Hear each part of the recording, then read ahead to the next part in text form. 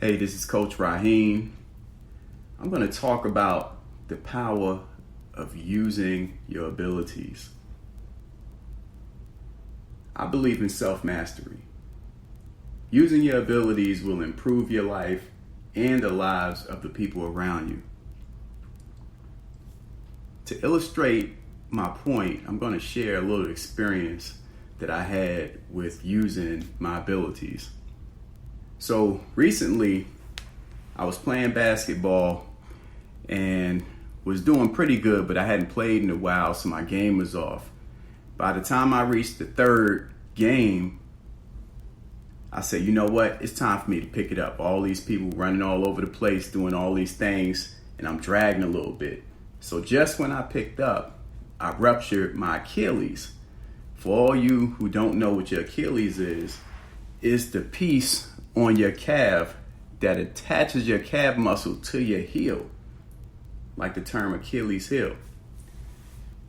It didn't hurt that bad, but when it happened, I felt like somebody kicked me in my leg. Anyway, I couldn't use my Achilles for 3 months, but that didn't stop me from going to the gym, so I continued my normal activities.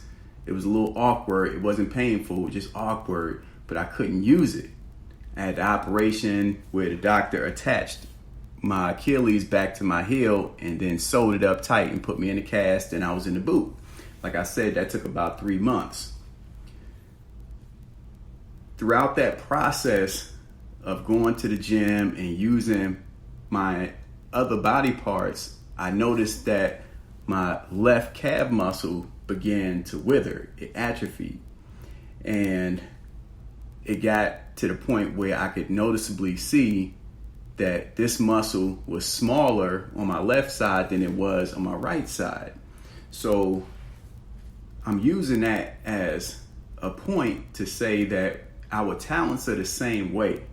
Any talent or ability that you have that you don't use over time eventually is going to atrophy. It's going to get smaller, it's going to wither, and in some cases you might lose use of it.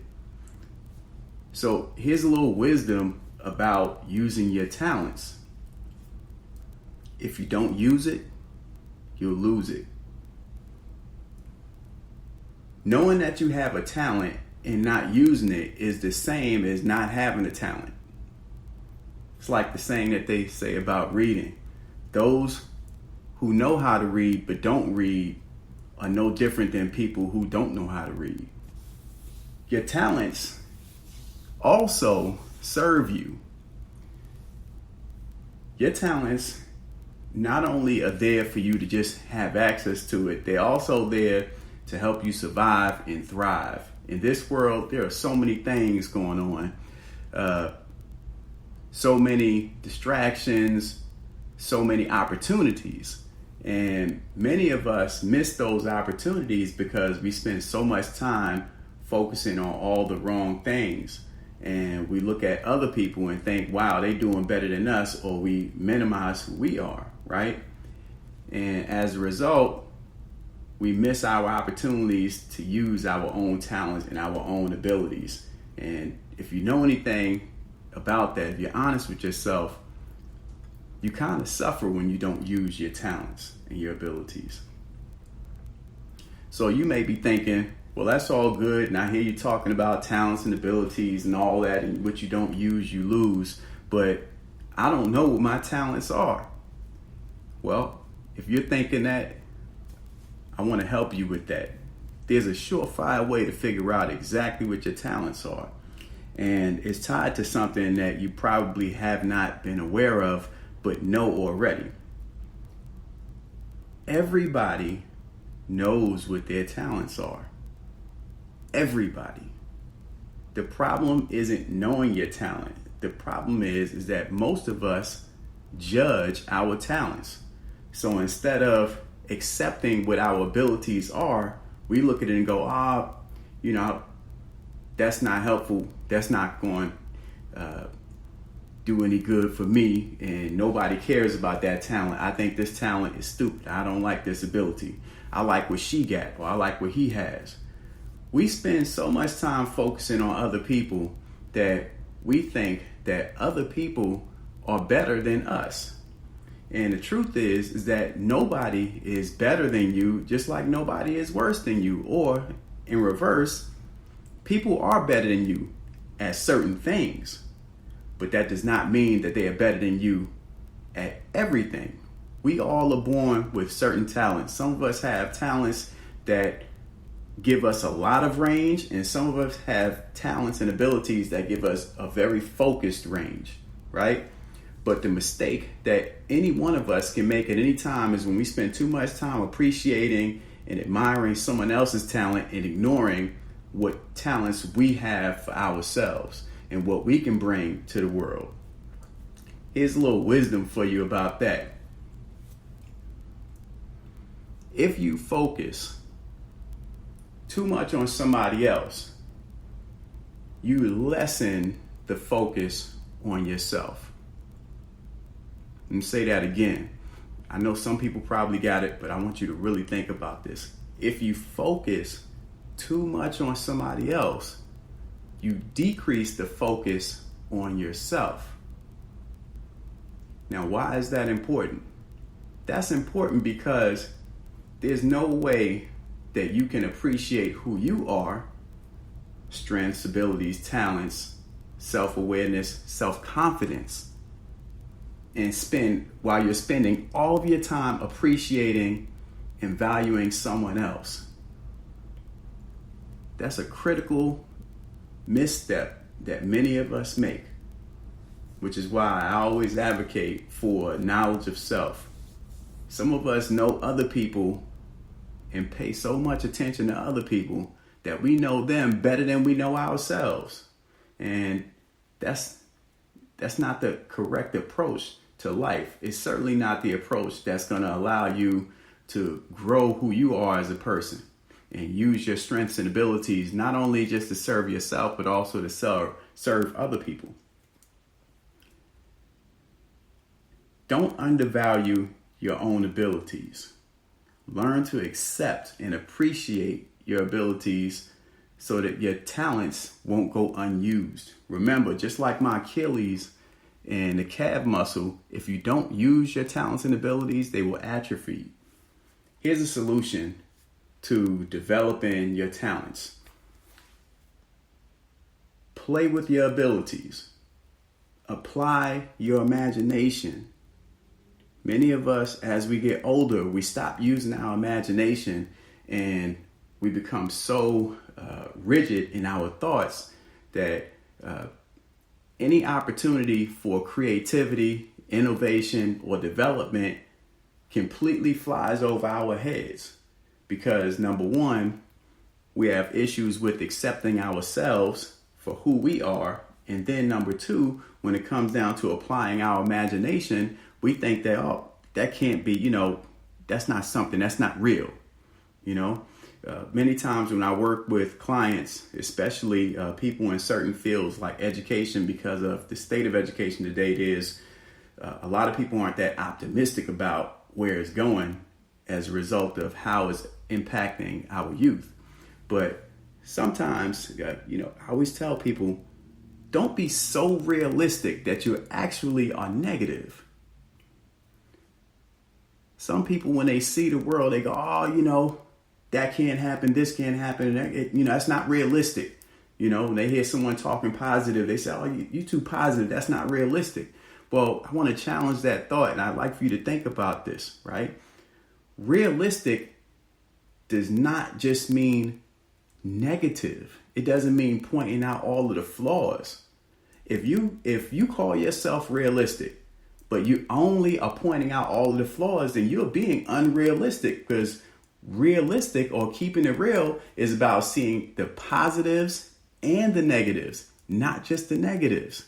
And certainly, if someone is trying to be positive minded or insert a positive perspective on something, it does not mean that you have to. Like, some people feel like they have a responsibility to be negative because other people are being positive.